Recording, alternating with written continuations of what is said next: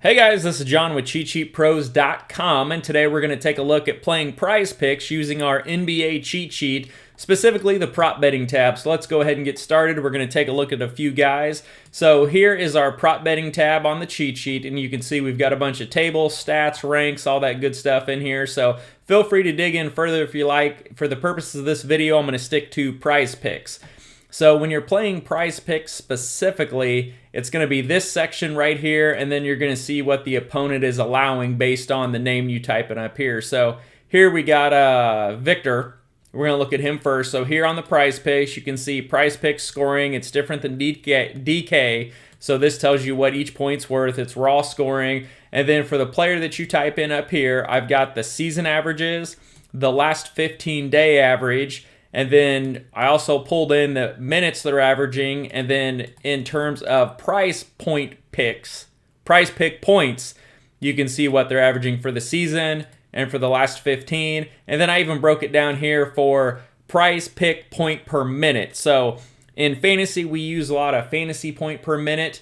So now I broke this out in, let me try to say it again, prize pick point per minute numbers. So we could convert this over here. So he's been playing at a 1.11 for the season, but he's down to 1.06 the last 15. This next column here is one you really want to focus on. So this is his projected minutes. It's the same as up here. I added this afterwards. So it goes up here and says, okay, he's projected for 32 minutes. The first thing I look at is what's he been playing the last 5. So he's projected for 32. He's been playing 30. So we know he's going to get somewhere in there. That's pretty fair. And then if you take this prize pick point per minute times the projected minutes, it's going to give you a number. And then we're going to take this one by the minutes, and it's going to give us a number. So roughly you could say, you know, we're looking at 34 to 35 prize pick points for this player. So you would compare it to what they are on the website. Now, when we're doing this, let me see if I can pull him up over here. Where was he at? Okay. He's over here. He's off your screen. So here he is right here. So he's set at 46 points tonight, and you can see we got 34 to 35, so I'm going to play under. To give you a tip, if you're torn, play under. A lot of these hit the unders. Overs are very hard to hit. That's what I've noticed so far. Okay, so now once we have that, that's kind of our raw, rough number of where they would be for the season for the last 15. Now, you know, in the NBA, anything can change. So you also want to look over here at the DVP stats and kind of see, you know, points, what's this other team given for each position, and you can look at him and know where he plays and then figure him out in here. And then I broke down here in terms of these averages, this is what the PrizePicks points would be, and then a per minute number, and then the highest one is just going to highlight on here somewhere. It's going to say target, so that's going to be the one giving up the most PrizePick points.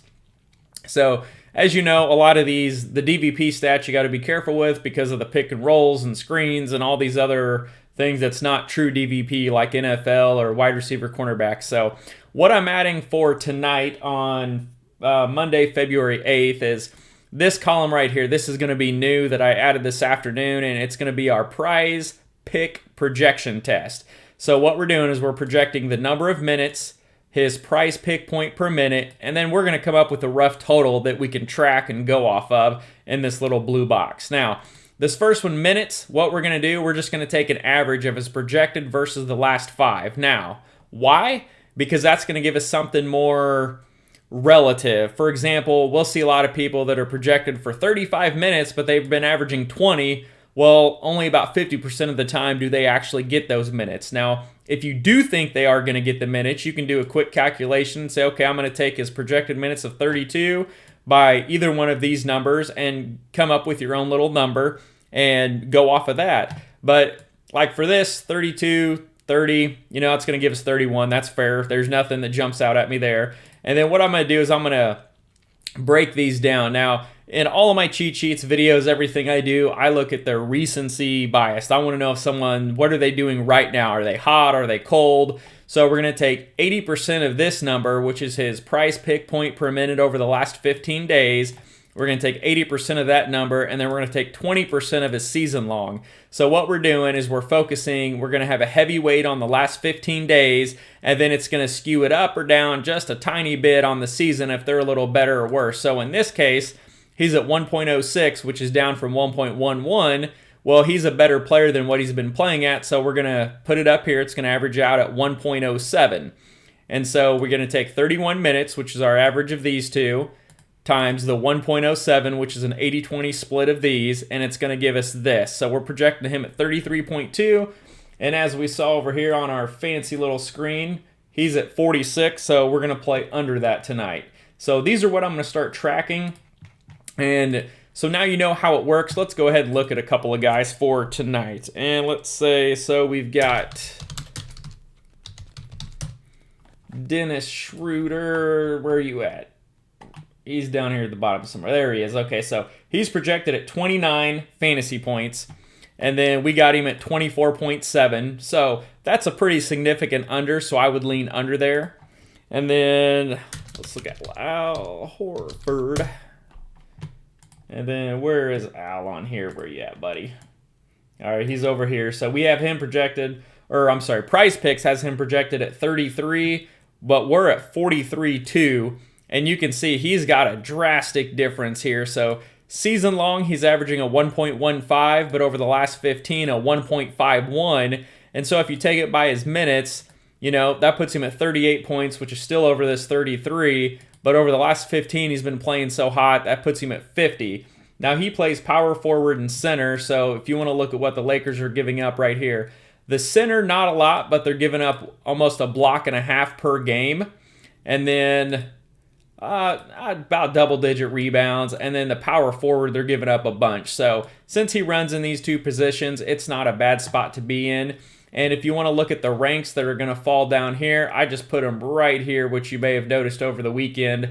I think Super Bowl Sunday, I slid it in. So it's going to pull his primary position. So he could play center, he could play power forward, both, vice versa. It's just going to pull one position up here, but you can easily look down here if you want to see a different position. So since we got him at 43.2, that's going to be an over for us. And then this is just kind of how I'm going to start going through the plays each day and coming up with, you know, who we like. So here we have Jokic, or Jokers, I like to call him. Real quick, we're going to glance down here. We got him at 55.3. His projected minutes versus minutes last 5, 35 to 37. So we're going to shoot him at 36. 159 to 152, or 1537. Minutes pretty steady, so 55.3. They got him at 51. So even though it's close, I would probably lean to an over. The one thing I would look when you get into these guys that are this big are the Vegas line up here, and make sure it's not going to be a blowout. So they got a 4-point spread with about 115 team total. So, you know, that's fine to go with, but just make sure there's not a blowout factor in there. And let's go down the list. Let's say Chris Middleton. He's right next to him. Let's look at him. Chris Middleton. So we have Chris Middleton. Now, last 5, he's been averaging 28 minutes, but he's projected for 34 tonight. So this is kind of a flag for me if I'm going to bet an over. So I want to know, do I really think he's going to get 34 minutes? I would want to know why. Is someone out? You know, what's going on? Is this going to be a blowout, et cetera, et cetera? So just be careful when you have a large gap in those minutes if you're betting it over. If there is a big gap, I kind of like to lean to the under because typically they don't get there. So we're going to come down here. We're going to check this line out. So we're going to average him between 34 and 28. So we're going to put him about 31 minutes for the purposes of our projection. And then he's been playing less since Giannis has been hot. So 116 down to 108. We're going to put him about 110. That's going to give him 34. He's at 37. That's close enough. I would probably not play that, just because if he gets these 3 extra minutes or 3 less minutes, that's probably going to determine if he goes over or under that number. So I think they set that 37 number good. So he's someone I'm probably going to pass on unless you have a strong opinion. Now I want to look at Holiday. He's one that jumped out at me today. So slide over here in the screen, Drew. Okay, so here's Holiday. He's at 35 points. Now we come over here. Now you see I got him at 39. So that's a significant jump. I'm trying to figure out the parameter I want of a difference of a projection.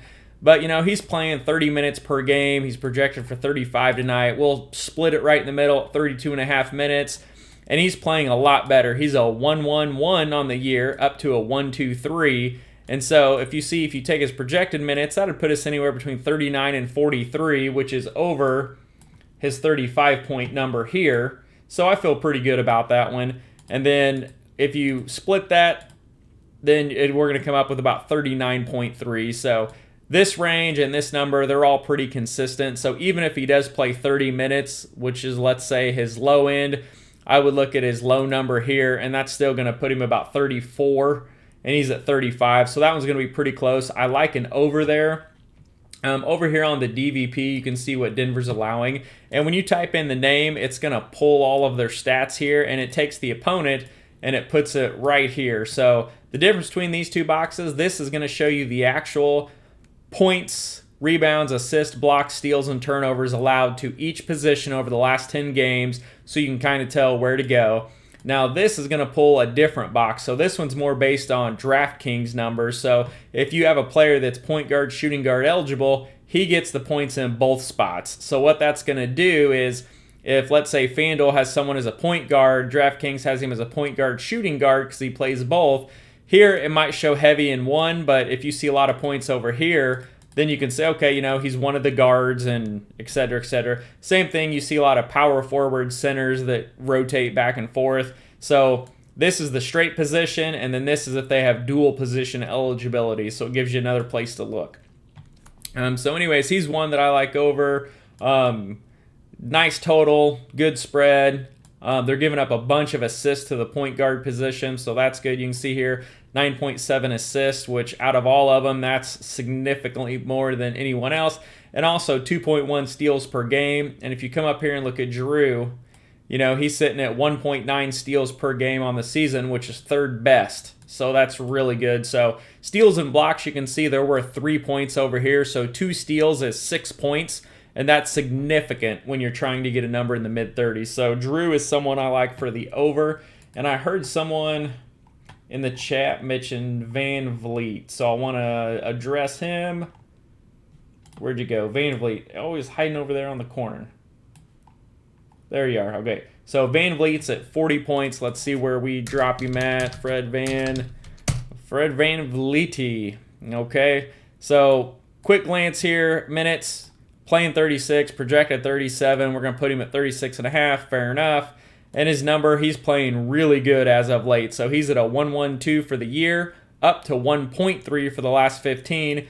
That gives him a range of 42 to 48. Well, he's at 40, so our range is already over that. So when we average this out and we put a heavy weight to him doing well, we're going to put him at a 1.26. That's going to put him at 46 points. So that's 6 points over. So I like him over there. I heard someone mention that in the chat. I don't know who it was or if you win or not, so sorry, I've had a rough day, had a lot of stuff going on. And let me look at 2 more. I want to look at Al Horford. Where did he go? All right, here we go. So Horford is at 33, and we got him at 43. So since that's a significant number, I want to dig in a little further. So again, we're going to go projected minutes versus minutes last 5. He's been playing 27, but he's projected for 33. So we're going to shoot him in the middle at about 30 minutes for our projection model. And then he's at a 1.15 on the year, but he's playing up to 1.51 over the last 15 days. So that's huge. So you can see that gives us a wide range of 38 up to 50. Well, that range is over his 33. So even if he got the 27 minutes at the 1.15, that's going to put him really close to the 33. And he's playing at this number right now, which is a 1.51. And then when we run our projection test, we're going to average it out, put him about 43.2. So I love that for an over tonight. Again, don't know if it's going to hit. I don't have any confidence in it, but I'm going to give it a whirl and risk some money and have some fun and see what it does. So Kobe White's another one that I've hit unders on recently, and I don't know why. I can't really explain why. So we have Kobe White over here. He's at 30. So for me, that just seemed high with Zach LaVine and everybody going nuts and Thad, and then they've got the forwards that have been doing well. So he's at 30, and then we've got him at 24.4. So if you look at this on the season, he's at 0.84. Over the last 15, he's trending down at 0.74. And then the minutes I love. You know, he's playing 32. He's projected for 32. Perfect. We got him at 32. So even at 32 minutes with these two numbers, it puts him between 24 and 27 points. And then our model, if we split it out with the weight, we got 32 minutes by 0.76, which is going to bump this up. He has not been playing at a 0.76. Puts him at 24.4 points, and he's sitting at 30. So to me, that's a significant difference. So if I need an extra spot, I'm going to throw an under there on him.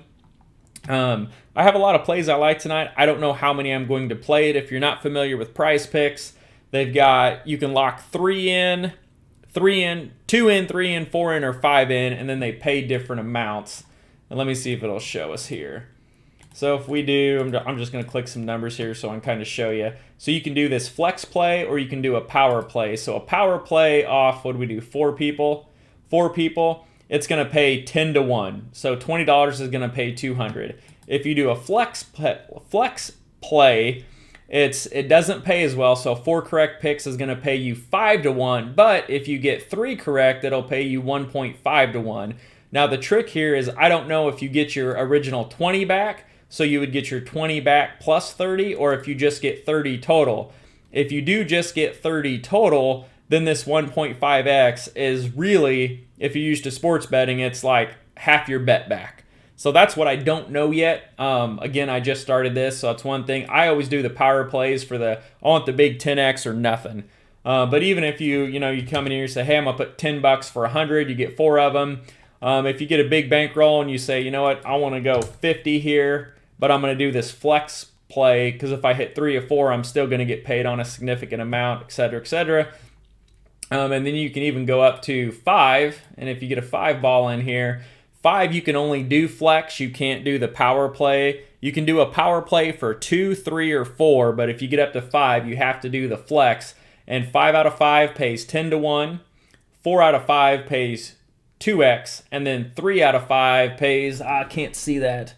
Is that 0.4x, 0.5x? It's really little on my monitor. Anyways, it pays less than 1. We'll just say that. But anyways, this is something fun to play, and so since I've been obsessed with it, the reason I've been obsessed with it is when you play NBA Classic on DraftKings, you have 8 spots on DK, and if you get 6 of the 8 or 7 of the 8 correct and they smash, you're still only getting 2x, 3x your money in a big GPP field. Now, yes, you get the sweat of getting, more money, but I was like, if you can mix in some PrizePicks and you come over here and you pick 3 or 4 guys and you get 5 to 1, 10 to 1, and you hit one every couple of days, that'll just help boost your bankroll. Plus, PrizePicks is legal in most states and you can deposit and withdraw via PayPal fairly quickly, so it's something I wanted to dig into just to give us another feather in our cap when playing fantasy sports and something else to do. So this player prop tab, I do player props in a normal sports book and I use this tab, but this is kind of what I'm going to use for my prize picks. And so we're going to mess around this week with this projection test and I'm going to do my best to kind of keep track of it and see where they go. So anyways, I'm sorry I rambled too long, guys. This video is 18 minutes long, so I'm going to start uploading it so you can take a look at it. Good luck, and we will hopefully get some articles out this week. Thanks, guys.